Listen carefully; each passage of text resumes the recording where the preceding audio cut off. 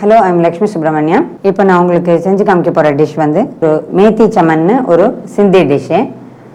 இதுக்கு வேணுங்கிற பொருட்களை நம்ம எப்படி யூஸ் பண்ணி பண்ண போகிறோங்கிறத இப்போ பார்க்கலாம். வெந்தயக்கீரை சின்னதாக உள்ளது 3 கட்டு, பன்னீர் 1/2 லிட்டர் பாலில் செய்தது, 1 டொமேட்டோவை அரைத்து செய்த பியூரி, 1 ஆனியனை அரைத்து எடுத்த விழுது, மிளகாய் தூள் 1/2 டீஸ்பூன், கரம் மசாலா 1/2 டீஸ்பூன், மஞ்சள் தூள் தேவையான அளவு, தனியா ஜீரா பவுடர் 1/2 டீஸ்பூன், சீரகம் 1/2 டீஸ்பூன், சுகர் 1 சிட்டிகை, எண்ணெய் தேவையான அளவு, உப்பு தேவையான அளவு. தேவையான பொருட்களை பார்த்தோம். இப்போ நம்ம இந்த டிஷ் எப்படி ப்ரிப்பேர் பண்ணுறதுங்கிறத உங்களுக்கு செஞ்சு காட்டுறேன். முதல்ல கேஸை பற்ற வச்சுட்டு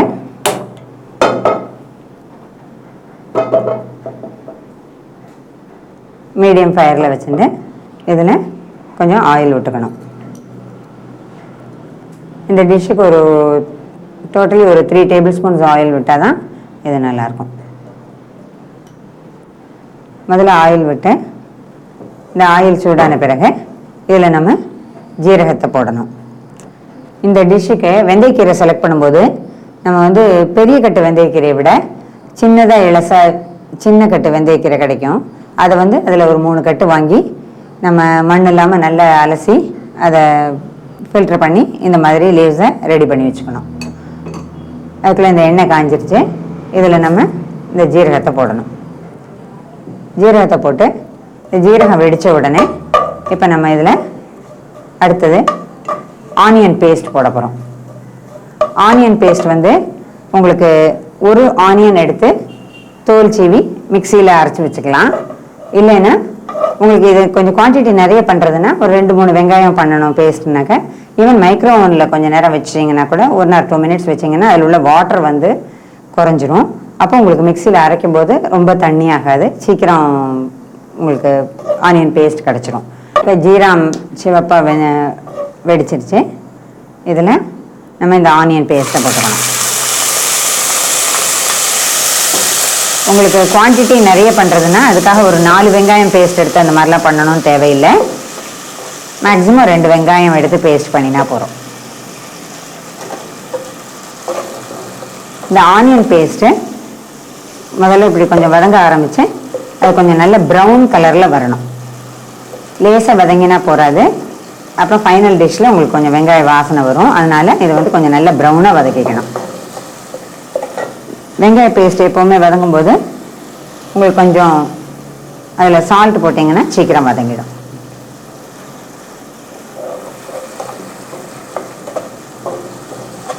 நல்ல இதை ப்ரௌனாக வதங்கணும்.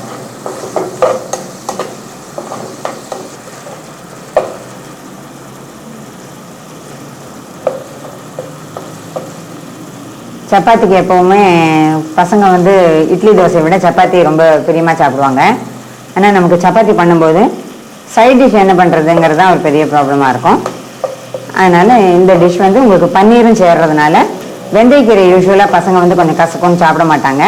பட் இந்த மாதிரி பண்ணும்போது உங்களுக்கு பன்னீரை சேர்ந்துருக்கிறதுனால டொமேட்டோ பியூரியும் விட போகிறோம். நம்ம அதில் உள்ள ஒரு புளிப்பு, அப்புறம் கொஞ்சம் சுகரும் போட போகிறோம். எல்லா டேஸ்ட்டும் ஒன்று போல் சேர்ந்து வர்றதுக்காக சுகரும் போட போகிறோம். ஸோ அதனால் உங்களுக்கு ஃபைனலாக வந்து பண்ணும்போது இந்த வெந்தயக்கீரையோட கசப்பு அவ்வளவு தெரியாது. அதனால் பசங்க வந்து சப்பாத்தியோட விரும்பி இதை சாப்பிடுவோம்.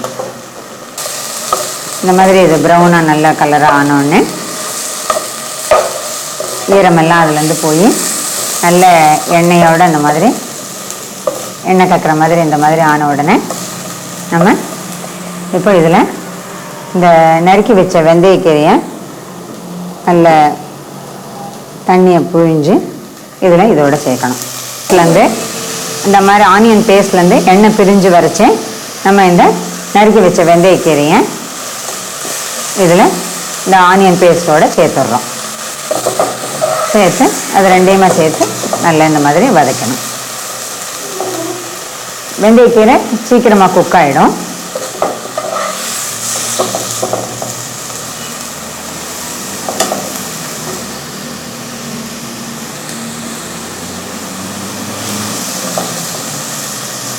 இது கொஞ்சம் வதங்கிறதுக்கு கொஞ்சம் டைம் கொடுக்கணும்.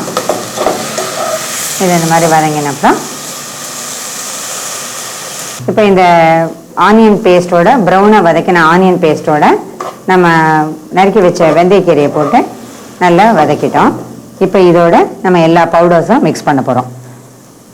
அதுக்கு தனியா பவுடர் ஒரு 1/2 டீஸ்பூன், மஞ்சள் தூள் கொஞ்சம், சில்லி பவுடர் ஒரு 1/4 டீஸ்பூன்,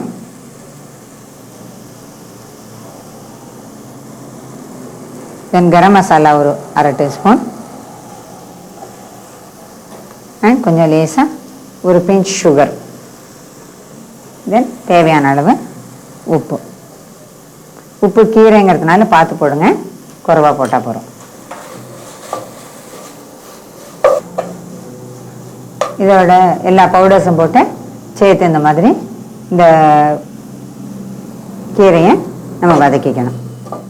இது நல்லா வதங்கின உடனே இந்த மாதிரி சுருண்டு வதங்கி வரைச்சி நம்ம வந்து ஒரு டொமேட்டோவில் எடுத்து வச்சிருக்கிற பியூரி, இந்த ஒரு டொமேட்டோவில் தண்ணி விடாமல் அரைச்சி அதில் எடுத்து வச்சிருக்கிற பியூரியை நம்ம இதில் ஆட் பண்ண போகிறோம்.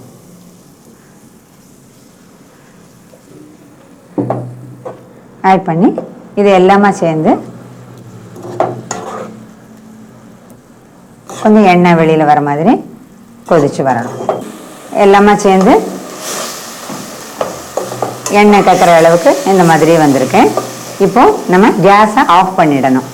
ஆஃப் பண்ணிட்டு அதில் ஒரு டீஸ்பூன் இந்த கர்டு சேர்க்க போகிறோம். ஆக்சுவலாக தயிர் வந்து இந்த டிஷ்ஷு தயார் பண்ணிட்டு இருக்கும்போது கேஸ் ஆனில் இருக்கிறச்சே நம்ம ஆட் பண்ணோன்னா கொஞ்சம் பிரிஞ்சிடும். அதனால் இந்த டிஷ் பண்ணும்போது டொமேட்டோ பியூரி போட்டு அது ரெடி ஆனோடனே கேஸ் ஆஃப் பண்ணிவிட்டு இந்த தயிர் ஒரு 1 to 2 டீஸ்பூன் விடலாம். இப்போ இந்த தயிர் ஆட் பண்ணின அப்புறம் நம்ம கேஸை ஆன் பண்ணிக்கணும். ஆன் பண்ணிட்டு இதை இந்த கிரேவியோட மிக்ஸ் பண்ணின உடனே இந்த பன்னீர் பீசஸை இதோட சேர்த்துடலாம். வெந்தயக்கீரை கசூரி மேத்தின்னு சொல்லுவாங்க, அதை இதில் ஒரு ஃபைனலாக ஒரு ஃப்ளேவருக்கு இதை சேர்த்துடலாம். ஏற்கனவே நம்ம வந்து வெந்தயக்கீரை போட்டு தான் பண்ணியிருக்கோம் இந்த டிஷ்ஷு. ஆனால் அது ஒரு லாஸ்ட்டில் கொஞ்சம் இந்த காஞ்ச கசூரி மேத்தி சேர்க்கும்போது இன்னும் அதுக்கு ஒரு நல்ல ஃப்ளேவர் கிடைக்கும். இப்போ நம்மளோட இந்த சுவையான சப்பாத்திக்கு தேவையான சைட் டிஷ் மேத்தி சமன் ரெடி ஆயிடுச்சு. இப்போ நம்ம இதில் டிஷ்ஷுக்கு சர்விங் டிஷ்ஷில் மாற்றிட்டு சர்வ் பண்ணிக்கலாம்.